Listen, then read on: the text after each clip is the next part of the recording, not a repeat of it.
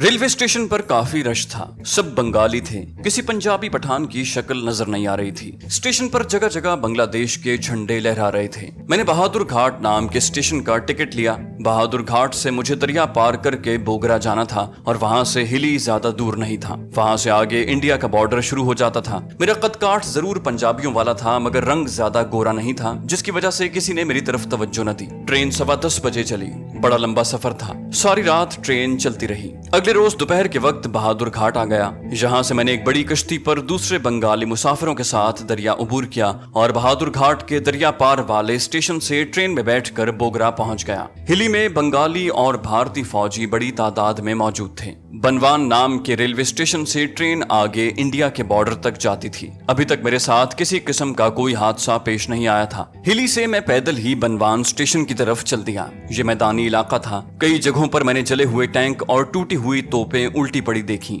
यहाँ पाक फौज के जवानों ने बड़ी बहादुरी से इंडियन फौज की भारी नफरी और तोप खाने का मुकाबला किया था और मुट्ठी भर जवानों ने भारतीय फौज की पूरी ब्रिगेडों को तबाह कर दिया था। ये तोपें और जले हुए टैंक भारतीय फौज की शिकस्त की तस्दीक कर रहे थे। हिली और बनवान स्टेशन के दरमियान खेतों में सफर करते हुए मैंने महसूस किया कि मैं इंडियन मिलिट्री इंटेलिजेंस की नजरों में आ गया हूँ और एक आदमी मेरा पीछा कर रहा है। पहले तो मैंने कोई ख्याल न किया, लेकिन जब 2-3 खेतों में से गुजरने के बाद मैंने उसे अपने पीछे आते देखा तो मुझे शक पड़ गया। मैं फौज का साबिक कमांडो था और इस किस्म की नकलो हरकत को फौरन पहचान लेता था। चुनाचे मैं मोहतात हो गया। मोहतात होकर भी मैं यही कर सकता था कि किसी तरह उस आदमी को धोखा देकर उसकी नजरों से ओझल हो जाऊं, मगर वहां कोई जंगल वगैरह नहीं था। मैदानी इलाका था। खेत ही खेत थे जो उजड़े पड़े हुए थे। कहीं कहीं कोई बंगाली किसान नजर आ जाता। जो आदमी मेरा पीछा कर रहा था वो भी बंगाली लिबास में था। उसने मेरे और अपने दरमियान इतना फासला रखा हुआ था कि मैं उसकी नजरों से ओझल न होने पाऊं। एक जगह दरख्तों का जखीरा आ गया।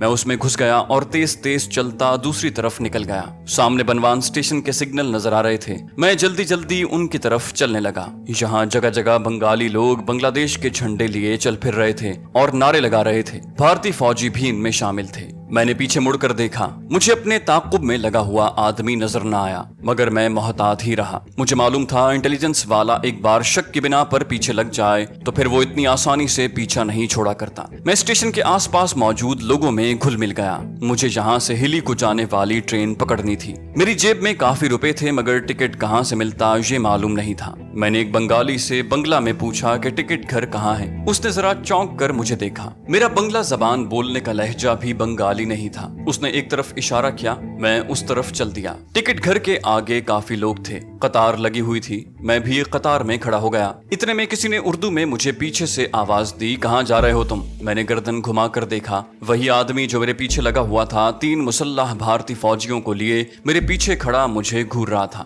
मैंने बंगाली उर्दू में जवाब दिया कि हिली जा रहा हूँ। क्यों, क्या बात है? उसने भारतीय फौजियों की तरफ देख कर कहा, अब आप जाने आपका काम, मेरी ड्यूटी यहाँ खत्म होती है। ये कहकर वो एक तरफ चला गया। 3 भारतीय फौजियों में से एक सूबेदार मेजर था। मैंने उसके कांधे के निशान से उसका रैंक पहचाना था। वो काले रंग का था। बड़ी बड़ी मूछें थी। जाट रेजिमेंट का था। उसने आगे बढ़कर मुझे बाजू से पकड़कर कतार में से बाहर निकाल लिया और एक तरफ ले जाकर पूछा, क्या तुम पंजाबी हो? मैंने सोचा कि इनके आगे झूठ बोलना बेकार है। मैंने कहा, सर मैं पंजाबी ही हूँ। ढाका में मेरी दुकान और मकान जला दिया गया है। जान बचाकर इंडिया की तरफ जा रहा हूँ। उसके साथ ही मैंने जेब में हाथ डालकर कहा, मेरे पास 4000 रुपए हैं, वो आप रख लें और मुझे इंडिया का बॉर्डर क्रॉस करने दें। भारतीय सूबेदार मेजर मुझे घूर कर गहरी नजरों से देख रहा था। शायद उसने मुझे मेरे कद काठ और बोलने के अंदाज से पहचान लिया था कि मैं कोई कारोबारी पंजाबी नहीं हूँ। वो बोला, तुम मुझे पाकिस्तानी आर्मी के जवान लगते हो। तुम्हारी रेजिमेंट कौन सी थी? तुम्हारा रैंक क्या है? मैंने उसको हर तरह से कायल करने की कोशिश की कि मेरा पाकिस्तानी आर्मी से कोई ताल्लुक नहीं है। मैंने उसकी मिन्नत समाजत भी की, मगर वो यही कहता रहा कि मैं पाक आर्मी का जवान हूँ और वो मुझे जंगी कैदी बनाकर साथ ले जाएगा। उसने मुझसे मेरी सारी भारतीय करेंसी भी छीन ली और अपने फौजियों को ऑर्डर दिया कि मेरे हाथ बांध दिए जाएं। अगर हम किसी जंगल में होते तो मैं इन 3 मुसल्लह भारतीय फौजियों का सिर्फ मुकाबला ही नहीं कर सकता था, बल्कि एक कमांडो की हैसियत से इन तीनों को हलाक भी कर सकता था। लेकिन वहाँ आसपास भारतीय फौजी मौजूद थे। मैं बेबस था। मैंने बहुत शोर मचाया कि मैं पाकिस्तानी फौजी नहीं हूँ, पंजाबी दुकानदार हूँ, मगर मेरे हाथ पीछे बांध दिए गए और भारतीय फौजी मुझे लेकर स्टेशन पर भारतीय कंपनी के हेडक्वार्टर में ले आए। यहाँ एक सिख कैप्टन था। वो सर झुकाए एक फाइल पर पर कुछ लिख रहा था। भारतीय सूबेदार मेजर ने सैल्यूट मारकर मुझे पेश कर दिया। सर, ये पाकिस्तानी फौज का जवान है, सिविलियन कपड़ों में फरार हो रहा था। सिख कैप्टन ने चेहरा ऊपर उठाकर मेरी तरफ देखा और सूबेदार मेजर से कहा, तुम इसको मेरे पास क्यों ले आए हो? इसको क्वार्टर गार्ड में बंद कर दो, जंगी कैदियों की गाड़ी आए तो उसमें बिठाकर रवाना कर दो। मैंने वहां काफी शोर मचाया और सिख कैप्टन को पंजाबी में समझाने की कोशिश की कि मेरा पाक आर्मी से कोई ताल्लुक नहीं है, मैं ढाके में फर्नीचर का कारोबार करता था, मेरी दुकान जला दी गई है,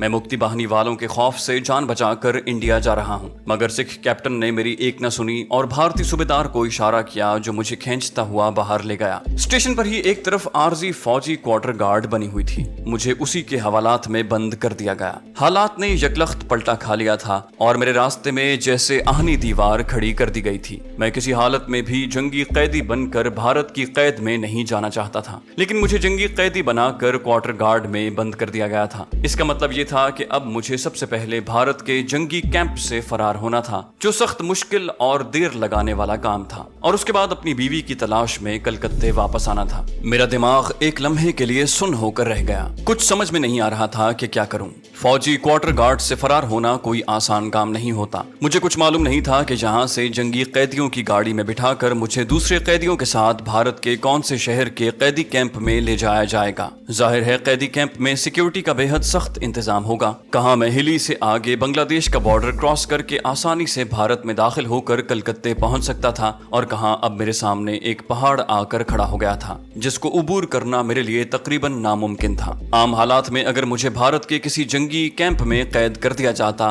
तो मैं वहां से फरार होने की कोशिश कर सकता था, और एक कमांडो होने की वजह से मैं इस कोशिश में कामयाब भी हो सकता था। मगर इस ऑपरेशन में काफी वक्त लगता और मेरे पास वक्त नहीं था। कुछ पता नहीं था कि इस दौरान मेरी बदनसीब बीवी को कहां से कहां पहुंचा दिया जाए और वो मेरी पहुंच से दूर हो जाए। इंडिया बड़ा वसी मुल्क था। एक खास मुद्दत गुजर जाने के बाद मेरे लिए जमीला को तलाश करना नामुमकिन हो सकता था। शाम के वक्त मुझे फौजी क्वार्टर गार्ड से निकाल कर 3 मुसल्ला भारतीय सिपाही मेरे हाथ पीछे बांधे साथ लेकर स्टेशन पर गए। थोड़ी देर में वहां पाकिस्तानी जंगी कैदियों की एक ट्रेन आकर खड़ी हो गई। ट्रेन के डिब्बों की खिड़कियां बंद थीं, अंदर कुछ नजर नहीं आता था। दरवाजों पर भारतीय फौज पहरा दे रही थी। मेरे हाथ खोलकर मुझे एक डिब्बे में धकेल दिया गया और भारतीय गार्ड से कह दिया गया कि मैं पाक फौज की किसी रेजिमेंट का जवान हूं और सिविलियन कपड़ों में फरार हो रहा था। मैंने डिब्बे में देखा, डिब्बा पाकिस्तानी फौजी जवानों से भरा हुआ था। जवानों के चेहरों पर एक बावकार सुकूत तारी था। उनकी आंखों में बिजलियां सी चमक रही थीं। लगता था शेरों को जंजीरों में जकड़कर डिब्बे में बंद कर दिया गया है। सब फौजी वर्दियों में थे। ओहदे की पट्टी किसी जवान के कांधे पर नहीं थी। वहां सिर्फ मैं सिविलियन कपड़ों में था। ट्रेन 1-2 मिनट के लिए रुकी थी,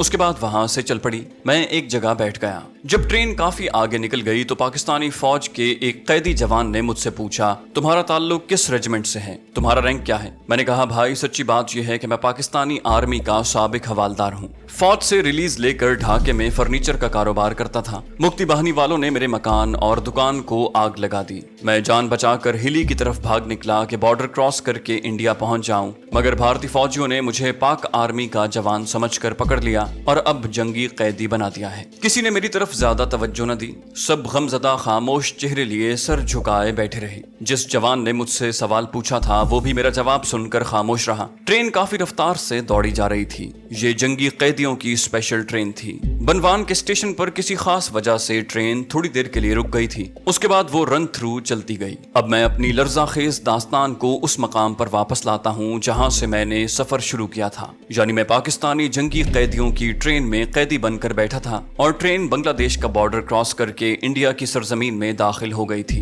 इस दौरान एक दिन और एक रात सफर करते गुजर गई। पाक फौज के जवान मेरे आसपास और सामने बैठे थे। उनसे थोड़ी बेतकल्लुफी सी हो गई थी, मगर इस दौरान मैंने किसी जवान के चेहरे पर मुस्कुराहट नहीं देखी थी। उनके चेहरों पर गैज़ो गज़ब के असरात थे। साफ लग रहा था कि उनके हाथों से जबरदस्ती हथियार छीनकर उन्हें बेबसी और सख्त मजबूरी की हालत में भारत की कैद में डाल दिया गया है। वो आपस में ज्यादा बातचीत भी नहीं कर रहे थे। मेरे साथ 2-3 जवानों की जो बेतकल्लुफी हो गई थी वो मेरी बात का हाँ या ना में जवाब दे रहे थे। जब मैंने उन्हें अपनी असल रुदादे अलम सुनाई तो उन पर बड़ा शदीद असर हुआ। एक जवान ने गाली देकर कहा, उन लोगों ने हम सबको मरवा दिया है। खुदा जाने उस उस जवान ने किसको गाली दी थी। मैं खामोश रहा क्योंकि मुझे सियासत की कुछ समझ नहीं थी। जिस तरह पाक फौज के दूसरे जवान सियासी लीडरों की साजिशों और जोड़ तोड़ से बेखबर थे, मुझे अपनी मुसीबत पड़ी हुई थी। मैं ट्रेन से छलांग लगाकर भाग जाना चाहता था और ट्रेन कलकत्ते से दूर होती जा रही थी। मुझे कलकत्ते जाना था। मैंने अपने साथ वाले जवान पर जब अपने दिल का हाल जाहिर किया तो वो आहिस्ता से कहने लगा, ट्रेन की खिड़कियों पर तख्ते ठोंक दिए गए हैं, डिब्बे का एक दरवाजा भी बंद है, दूसरे दरवाजे पर भारतीय गार्ड मौजूद है,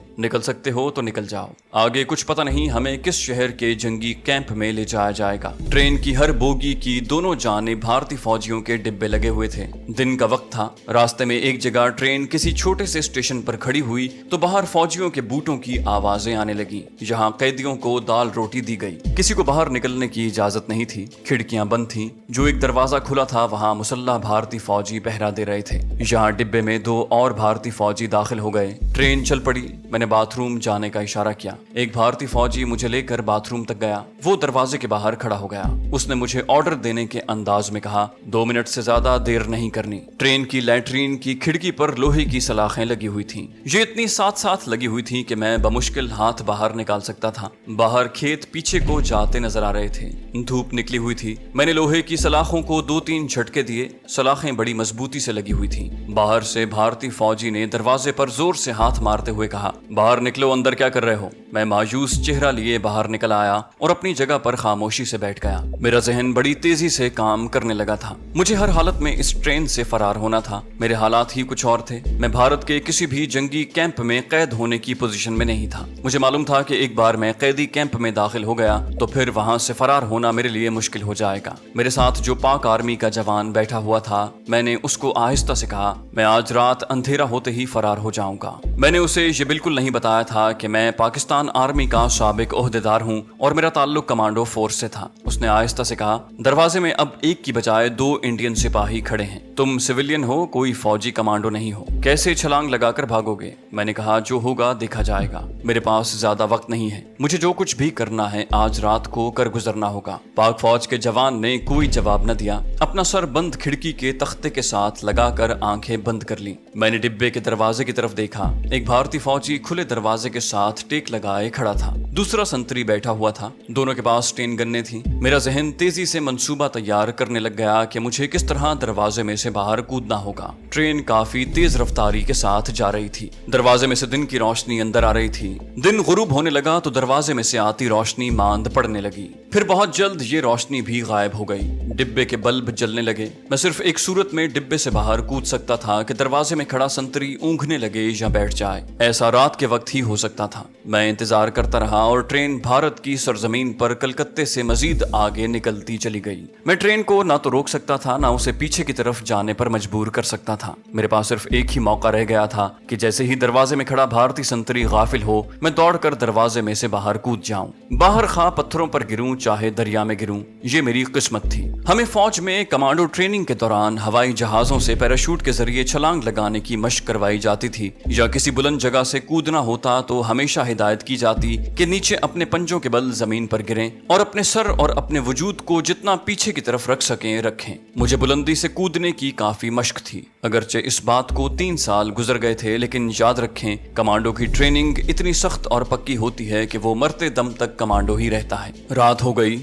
खुले दरवाजे के बाहर अंधेरा छा गया। मेरी नजरें थोड़ी थोड़ी देर बाद दरवाजे में खड़े इंडियन संतरी को देख लेती थी। शाम के बाद पहले वाले की जगह पर दूसरा संतरी खड़ा होकर पहरा देने लगा। वो ताजा दम था, इसलिए बड़ा चाको चौबंद होकर खड़ा था, लेकिन आखिर उस पर भी नींद का गलबा तारी होने लगा। गाड़ी की रफ्तार अभी तक हल्की थी। वो चंद लम्हे पहले किसी शहर के रेलवे स्टेशन को छोड़ती हुई गुजरी थी। खुले दरवाजे में से शहर की और रेलवे स्टेशन की रोशनियां कुछ देर तक अंदर आती रही थी। मैं कोई अंदाजा नहीं लगा पा रहा था कि ट्रेन खेतों में से गुजर रही है या किसी संगलाख मैदान में से। सिर्फ दरिया के पुल से गुजरते वक्त मुझे ट्रेन के पहियों की आवाज से पता चल जाता कि ट्रेन दरिया के पुल पर से गुजर रही है। घंटा 1.5 घंटा गुजर गया। कमबख्त इंडियन सिपाही उसी तरह खड़ा था, लेकिन थोड़ी देर बाद वो दरवाजे से टेक लगाकर ऊँघने लगा। उसका साथी संतरी पहले ही दरवाजे से जरा पीछे होकर डिब्बे की दीवार से लगकर गर्दन एक तरफ ढलकाए गहरी नींद सो रहा था। मैं डिब्बे से कूदने के लिए अपने आप को तैयार करने लगा। कमांडो फौज से सुबह सबकदोश होने के बाद भी अपनी ट्रेनिंग को नहीं भूलता,